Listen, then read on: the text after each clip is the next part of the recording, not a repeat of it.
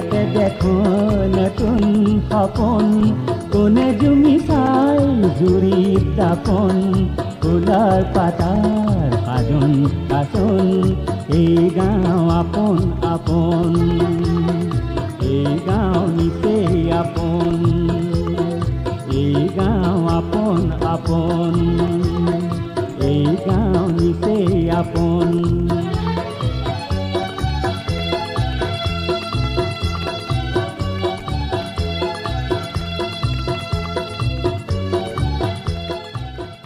আমাৰ এই অনুষ্ঠানটি কেনে পাইছে আমাক জনাবলৈ নাপাহৰিব।